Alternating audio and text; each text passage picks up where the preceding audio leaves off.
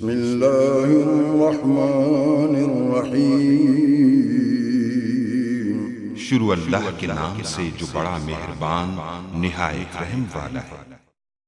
अस्सलाम वालेकुम गाइस। तो इस ट्यूटोरियल में हम डिस्कस करेंगे इम्पोर्टेंस ऑफ इंस्पायरेशन, यानी कि 7 habits of highly effective peoples के बारे में, यानी कि 7 हैबिट्स जो मैं बताया कि आज हम इनके बारे में तो अब ये कौन सी हैबिट्स हैं और किसने ये प्रोवाइड की और इसके बारे में देखते हैं। तो बेसिकली ये हमारे पास 7 हैबिट्स, ये क्या कहते हैं कि 7 हैबिट्स मतलब कि जिस बंदे में ये 7 खूबियाँ होंगी वो कोई भी काम कर सकता है।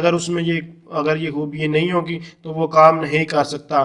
तो यही हम इस पर एक पूरी बुक लिखी गई है, ये आप देख सकते हैं, ये 7 habits of highly effective people. तो ये एक पूरी बुक है, लेकिन हम इसको सिर्फ इंट्रोडक्शन वगैरह यानी कि बेसिक जो कंसेप्ट है वो जानेंगे। इनकी 7 हैबिट्स हैं कौन कौन सी, और जिस आदमी में वो होंगी वो कोई भी काम कर सकता है, लेकिन जिसमें वो उनमें से कोई हैबिट वगैरह जिसमें वो हैबिट नहीं होगी वो काम नहीं कर सकता। तो आप इन हैबिट्स के बारे में जानते हैं और समझिए कि आप में क्या वो हैबिट्स हैं या नहीं, और सोचिए। और उस पर बेसिकली ये जो हमारे पास ये पब्लिश की गई थी 1989 में पब्लिश की गई थी बुक, जो हमारे और उसमें बताया गया था 7 habits of highly effective people के बारे में, जो आपको बुक अभी नज़र आ रही है। स्टीफन आर रोवी ने इसको जो है वो लिखा था, तो इसका ये राइटर है।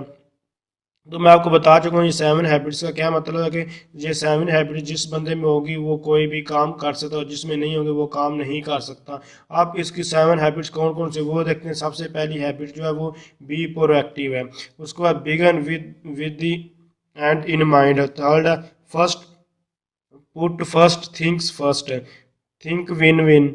Seek first to understand then to be understood. Synergize और शार्पन द फर्स्ट। तो ये हमारे पास 7 हैबिट्स है, लेकिन इन हैबिट्स को मज़ीद 3 पार्ट्स में डिवाइड किया गया है। ये जो हमारे पास पहली 3 हैं वो आप कह लें कि इंडिपेंडेंट, यानी वो किसी पे कोई डिपेंडेंट नहीं है। और ये जो आपको 3 नज़र आ रही हैं ये एक दूसरे इंटरडिपेंडेंट है, यानी एक दूसरे पे डिपेंड कर। ये जो 3 है ये कोई हर आदमी के हिसाब से अपने अपने हिसाब से होंगी, जबकि ये वाली 3 जो ये एक दूसरे आपस में जो ग्रुप वर्क होता है ये उस टीम वर्क के हिसाब से होंगी, जबकि शार्पन सा एक फ्यूचर के बारे में भी बताती है। तो आप इन सब के बारे में जानते हैं। तो सबसे पहले इंडिपेंडेंस, यानी कि इसका किसी के साथ कोई तलग नहीं है, ये आज़ाद है बिल्कुल जो वर्क करती है। तो ये हमारे पास 3 है। Be proactive, begin with the end in mind, और वही first put first think first. तो अब सबसे पहले बी प्रोएक्टिव क्या है। बी प्रोएक्टिव को मतलब नाम से पता चल रहा है कि पहले से ही प्रोएक्टिव, यानी कि पहले से भी एक्टिव होना। किसके बारे में, यानी कि जो भी आपके पास कोई चीज़ है, कोई आइडिया, जो भी चीज़ है उसके बारे में सोचना, यानी कि आप उसके बारे में सोच रहे हैं, देख रहे हैं, लेकिन ऐसा नहीं है। आपको हमेशा बी प्रोएक्टिव होना चाहिए, रिएक्टिव नहीं होना चाहिए। यानी कि अगर आपको कोई चीज़ आपके जहन में कोई आइडिया फ़ौरन उस पर रद्द अमल नहीं करना, बल्कि उस के बारे में सोचना चाहिए कि ये हमारे लिए फ़ायदेमंद है, नुकसानदेह, ये आपकी प्रॉब्लम्स है, ये प्रॉब्लम हम कैसे सॉल्व करेंगे, सारी चीज़ें। ये पहले उस प्रॉब्लम्स को देखना चाहिए कि ये प्रॉब्लम्स है कि ये सारा उसकी डिटेल में देखना चाहिए। तो यहाँ जो बताया गया talks about the concept of the circle of influence and circle of concern.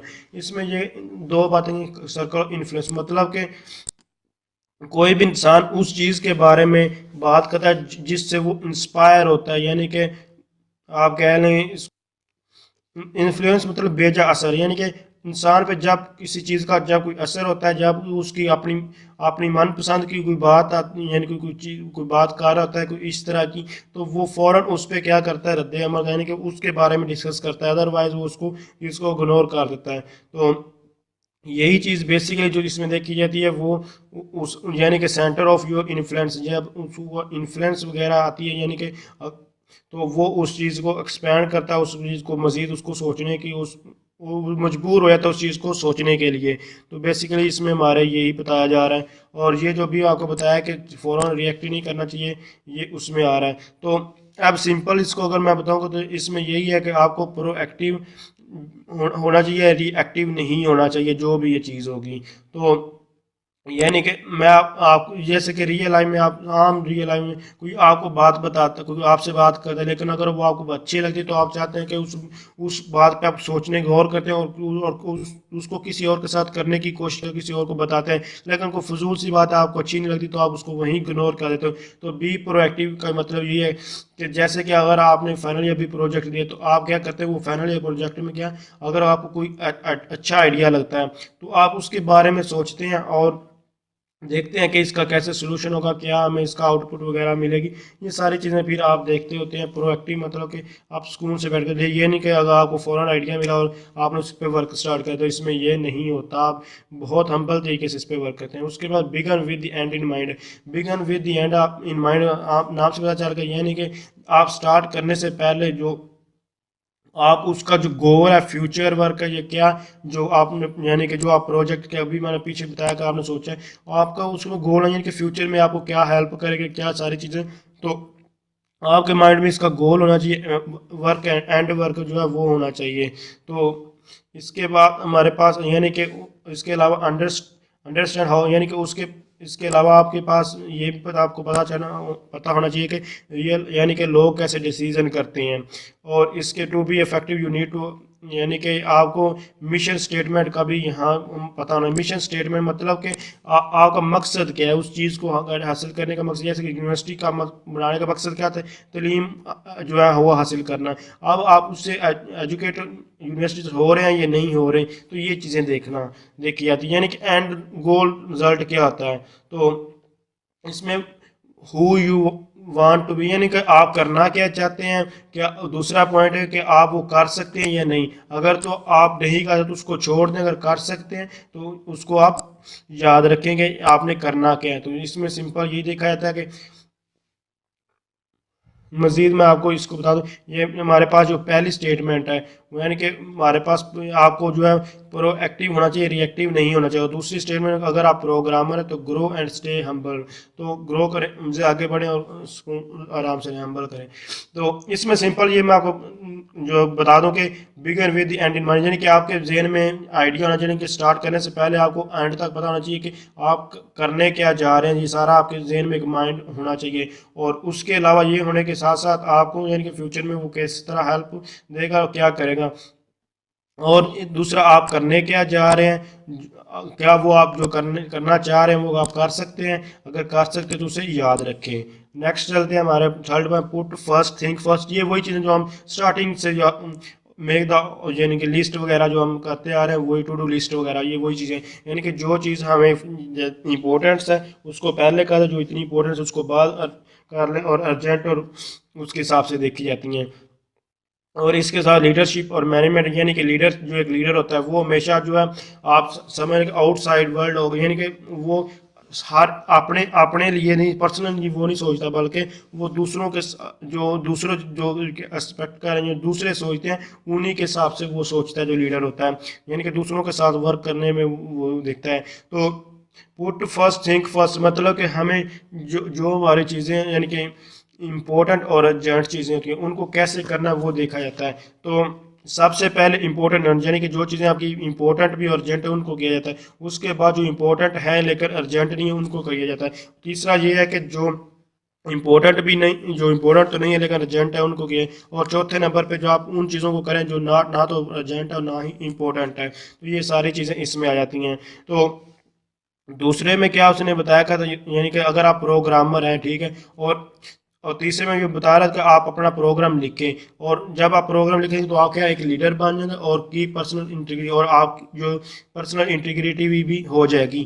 तो पर्सनल इंटीग्रिटी मतलब कि आपके पास तीन चीज़ें होती हैं इंटीग्रिटी में। तो अगर एक्यूरेसी, रिलायबिलिटी एंड कंसिस्टेंसी, तो अगर आप ये तीन चीज़ें होंगी तो आप समझ लें कि आपकी इंटीग्रिटी होगी, अदरवाइज आपकी इंटीग्रिटी नहीं होगी। तो मैं फिर रिपीट कर रहा हूँ, जिस बंदे में तीन चीज़ें यानी कि एक्यूरेसी, कंसिस्टेंसी और रिलायबिलिटी है तो वो समझ ले कि उसकी इंटीग्रिटी भी है। और वो कैसे आती है, यानी कि आप क्या कह रहे हैं और आप क्या कर रहे हैं, तो ये सारी चीज़ें बहुत इसमें मैटर करती हैं। तो अब मैं आपको इनको समझा इम्पोर्टेंट और अर्जेंट का मतलब ज़रूरी भी, यानी कि ज़रूरी भी है और अहम भी है।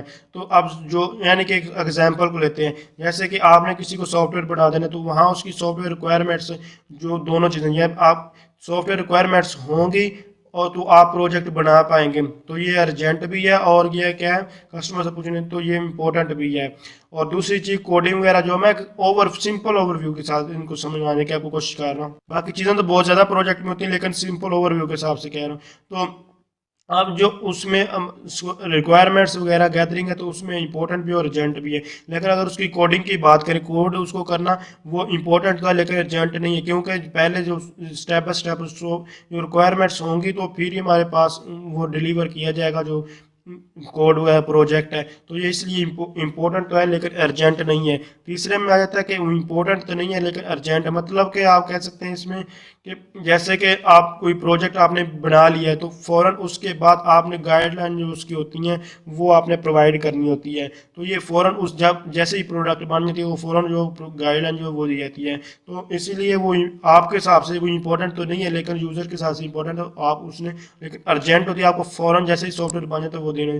नॉट इम्पोर्टेंट है, नॉट अर्जेंट मतलब कि जैसे कि आपने प्रोडक्ट वगैरह बना ली, अब वो उस प्रोडक्ट की आपने एडवर्टाइजमेंट करनी है, ना तो वो अर्जेंट है ना ही इम्पोर्टेंट, आप पे डिपेंड करेगा कब करना चाहें और करना चाहेंगे ये भी या नहीं, तो ये आप पे डिपेंड करता है। तो ये सिंपल सी एग्जांपल जो हमने डिस्कस की है।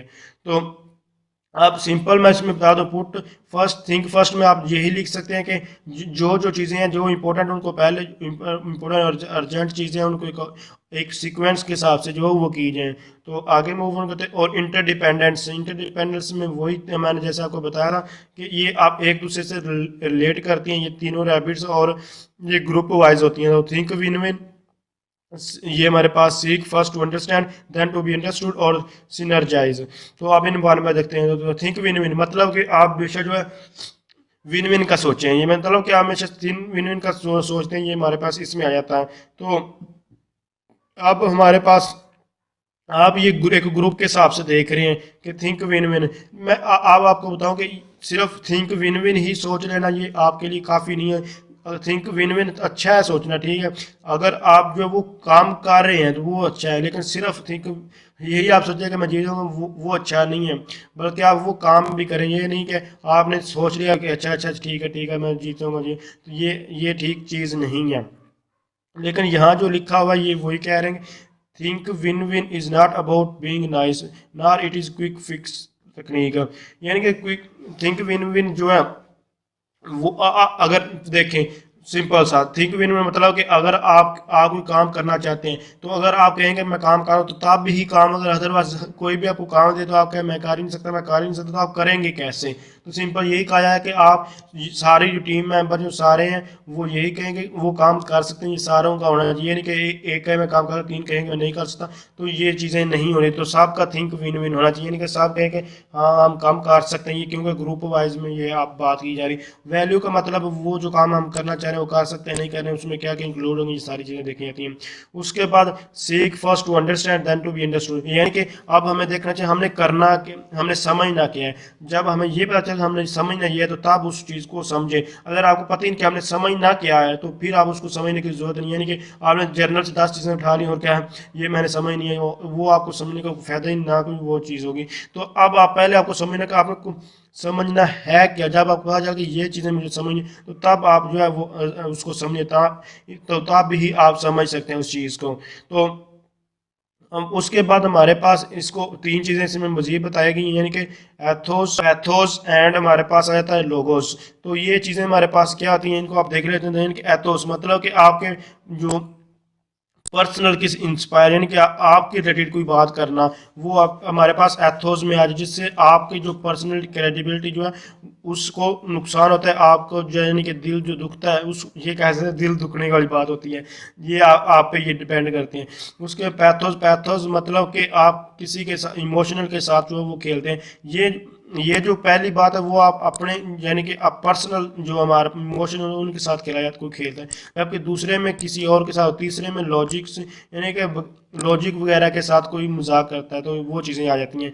तो यानी कि आप फर्स्ट में ये कह सकते हैं कि आप अपने ही यानी कि आपने जो जो चीज़ें जो कहा ये मुझे ये चाहिए और ये यही मेरी ज़रूरत है, तो आप जो अपने आपने जो चीज़ें जो एक्सेप्ट की हैं तो आप ये चाहते हैं कि ये ठीक होंगे, अगर उसको कोई रिजेक्ट न करे। बाकी क्यों, किसी को क्या मसला है कि मेरी जो जो चीज़ मैंने सेलेक्ट की है और मुझे अच्छी लग रही है कि उसको कौन कोई रिजेक्ट करे, तो ये पर्सनल में आ जाती है। और जैसे कि अगर आपको कोई बुरा भला कहते हैं, आपके रिलेटिव्स को बारे में कोई कहता है, आपके जो रिश्तेदारों को कोई बुरा भला कहता है, तो आपके पर्सनल इमोशनल के साथ वो खेल रहा होता है शख्स।